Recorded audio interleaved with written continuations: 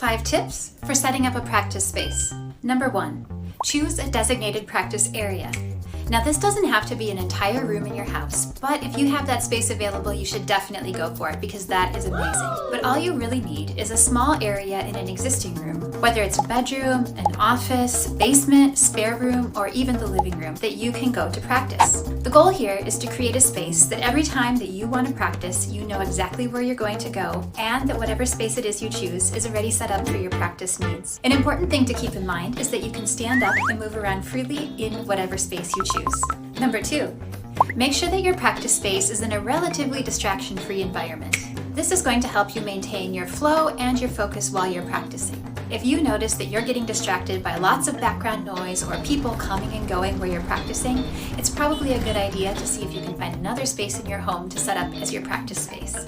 Number 3, gather all of the materials that you need for practicing in your practice space before you start practicing. This will look different for each person depending on where you're at in your studies. It could be anything from, obviously, your instrument, but in addition to that, a pencil, a notebook, your music, or audio or video resources that your teacher might have collected for you. Gathering all of these materials in your practice space before you start your practicing will really allow you to help maintain, again, your focus and flow while you're practicing, because you're not having to pause every time that you need something and go hunt for it and then come back and start again. Number 4, have access to a mirror.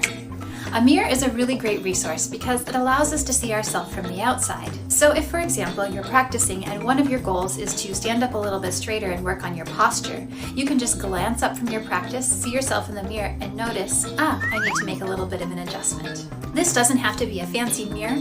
There are a lot of great options available out there at Dollarama, Canadian Tire, Home Depot, or even Walmart. The main thing to keep in mind when you're choosing a mirror is that you can see yourself clearly from at least your waist to the top of your head. But if you can get a full-length body mirror, that's even better. That's the most ideal option. And you don't even have to worry about hanging the mirror on your wall. You can just bring it out when you're practicing and set it up, and then when you're done, you can tuck it away behind a door or in another corner until you need to start practicing again. And finally, number 5, I think the most important thing of all, have access to a music stand.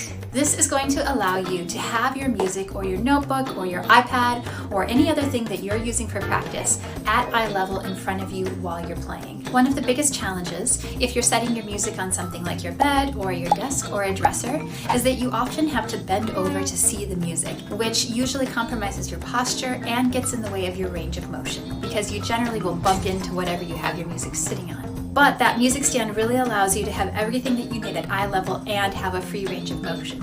Again, this doesn't have to be a fancy music stand. There are some wonderful options available out there on Amazon for between $15 to $25. And they also fold down really small and compact when they're not in use, so they don't take up any extra space in your room or your home when you don't need them. So those are 5 tips for setting up your practice space, and let me know down in the comments below if there's any additional things that you like to have in your practice space.